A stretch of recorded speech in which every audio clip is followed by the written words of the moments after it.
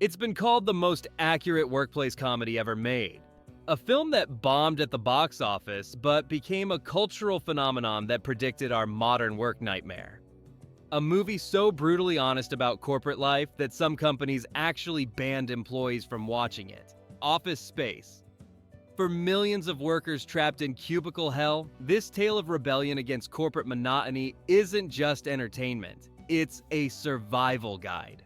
But what if I told you that beneath its familiar workplace frustrations lies a world of secrets that even the most devoted fans have never discovered? The film that almost wasn't made. Before we dive into the cast's revelations, we need to understand something remarkable. Office Space almost never made it to theaters at all. When Mike Judge first pitched his workplace comedy to studio executives, they were baffled. They didn't understand why anyone would want to watch a movie about boring office work. What few people know is that Judge based the entire script on his own soul-crushing experiences working at various corporations in the 1980s. He had endured the mindless meetings, the meaningless buzzwords, and yes, even the TPS reports. Judge revealed in later interviews that Initech wasn't fictional. It was a composite of every terrible company he'd ever worked for. The studio's initial reaction was telling. They kept asking where the big laughs were, Judge explained. They wanted slapstick. They didn't understand that the comedy came from the brutal honesty of everyday corporate misery. The real Initech, inspiration behind the workplace. What makes Office Space so devastatingly accurate isn't Hollywood imagination. It's Mike Judge's meticulous recreation of actual corporate hell. Judge spent months working temp jobs specifically to research authentic office environments for the film. He wanted every fluorescent light flicker and beige cubicle wall to feel real. Ron Livingston revealed that the cast actually spent time working in real office buildings during pre-production. Mike made us sit in actual cubicles for hours, Livingston noted. We answered phones, filed paperwork, attended boring meetings. By day 3, we understood Peter's desperation completely. The most shocking detail?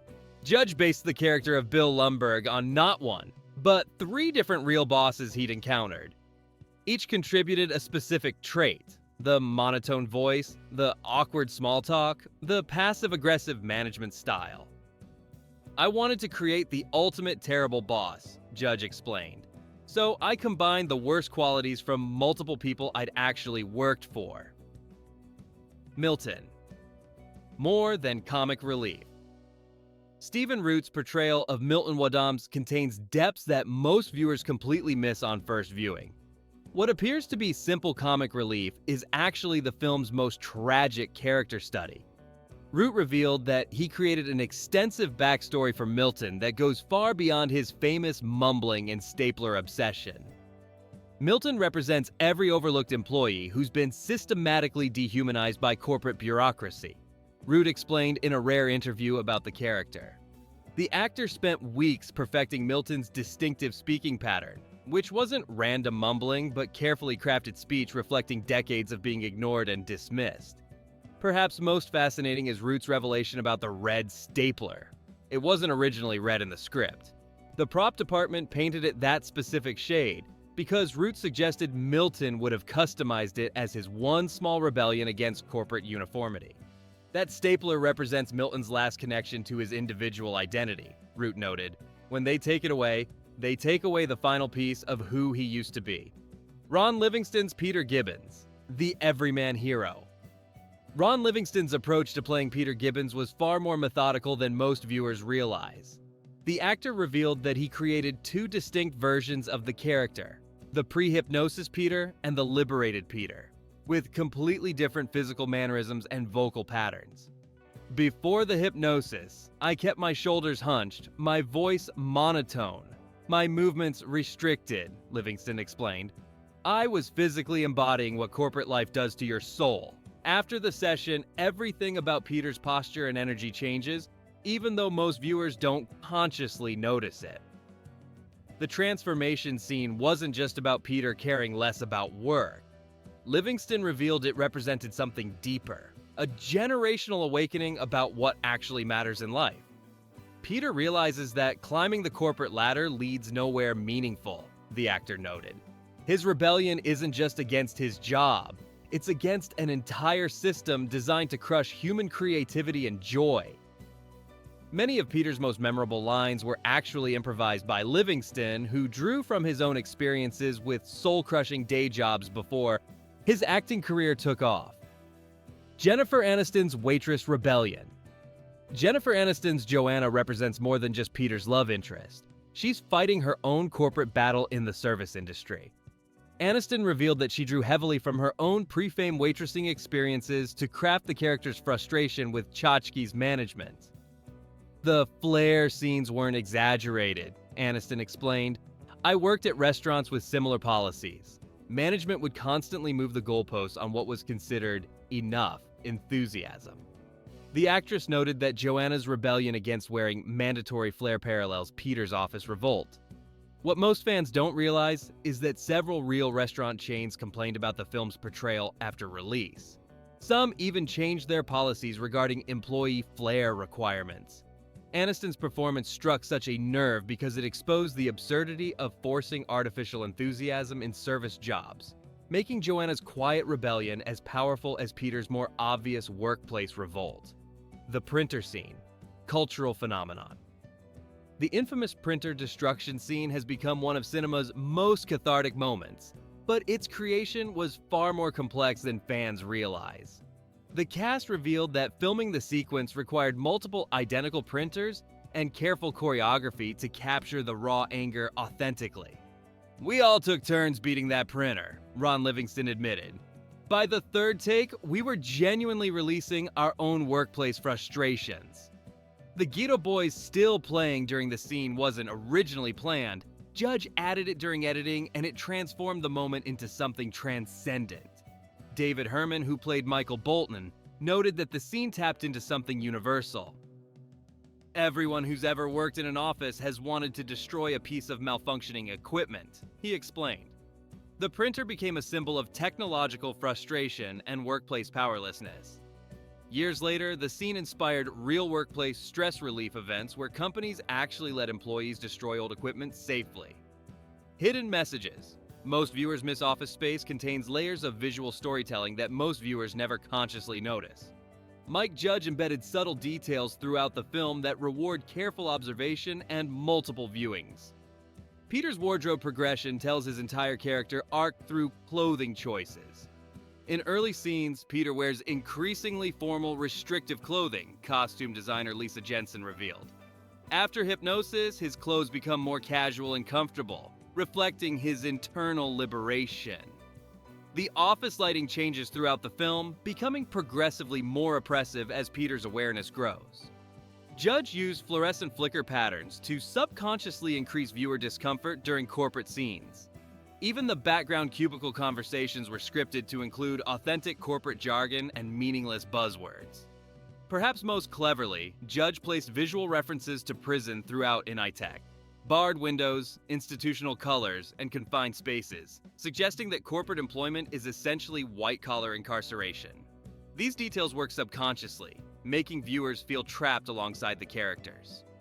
The box office disaster that became a movement Office Space's initial theatrical run was a complete disaster, earning just $10.8 million against its $10 million budget. Studio executives considered it a failure and quickly pulled it from theaters. But what happened next transformed cinema history and workplace culture. The film found its audience through DVD and cable television, Mike Judge explained. People weren't ready for it in theaters, but they discovered it at home and shared it with coworkers.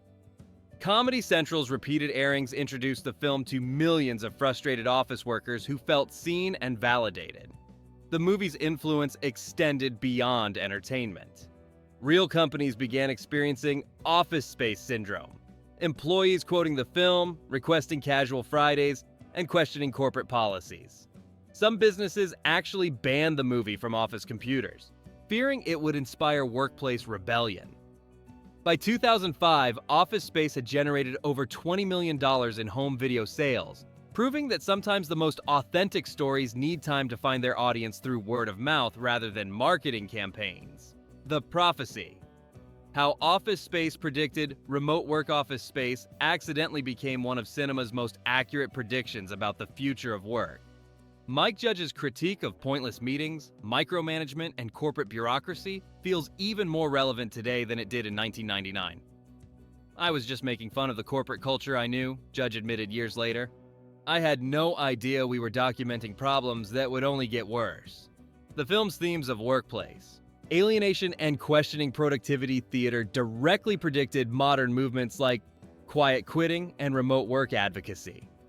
During the COVID-19 pandemic, Office Space experienced a massive resurgence as millions of workers suddenly found themselves questioning the value of traditional office culture. Peter Gibbons' revelation that his job contributes nothing meaningful to society resonated with employees reevaluating their careers during lockdown. Cast revelations about their characters' futures. The cast has shared fascinating insights about where they imagine their characters ended up after the film's conclusion. These revelations add new layers to understanding each character's journey and the film's ultimate message about escaping corporate imprisonment. Ron Livingston believes Peter eventually started his own construction company, staying true to his desire for meaningful physical work. "Peter found something real," Livingston explained. "He's probably happy working with his hands, never wearing another tie." Jennifer Aniston thinks Joanna opened her own restaurant without any flair requirements. "She learned to value authentic human connection over corporate performance," Aniston noted. David Herman imagines Michael Bolton finally pursuing his music career, despite his name. Most intriguingly, Stephen Root revealed that Milton's story continues beyond his tropical vacation. Milton finds peace on that beach, but he also finds purpose. Maybe he starts a small business, something where he's finally valued. The soundtrack that defined a generation Office Space's hip-hop soundtrack was a revolutionary choice that confused studio executives but perfectly captured the film's rebellious spirit. The decision to pair corporate satire with rap music created an unexpected cultural bridge that enhanced the movie's anti-establishment message. "The studio wanted generic rock music," Mike Judge revealed. "But I felt hip-hop represented the same anti-authority attitude that Peter develops. Both the music and the character reject conventional expectations." The Gato Boys' still during the printer scene became iconic, transforming workplace frustration into empowering rebellion. The soundtrack choices weren't random. Judge specifically selected tracks that emphasized themes of breaking free from oppression and finding authentic self-expression. Artists like Scarface and Ice Cube provided the perfect sonic backdrop for office workers discovering their own voices. The album became a surprise hit, introducing suburban office workers to hip-hop artists they might never have discovered otherwise. This musical crossover reflected the film's broader theme about breaking down artificial barriers and finding common ground in shared frustration with systemic oppression. The legacy. Nearly 25 years after its release, Office Space has achieved something remarkable. It's become more relevant and influential than anyone could have predicted. The film transformed from box office disappointment to essential workplace commentary that continues shaping how we think about corporate culture. Business schools now study the film as an accurate portrayal of organizational dysfunction. Human resources departments cite it when discussing employee engagement and workplace satisfaction. The movie's vocabulary, TPS reports, corporate flair, case of the Mondays, has entered permanent workplace lexicon. Real companies have implemented policy changes directly inspired by the film's critiques. Many organizations eliminated unnecessary meetings, reduced micromanagement, and adopted more flexible dress codes after recognizing their own dysfunctions reflected in Initech's culture. Office Space reminds us that sometimes the most powerful stories are the ones that help us laugh at our shared misery while inspiring us to demand something better. If you've enjoyed these insights into Office Space, watch it again with fresh eyes. Notice Peter's transformation, spot the hidden symbols, and remember, sometimes the best rebellion starts with simply refusing to care about TPS reports.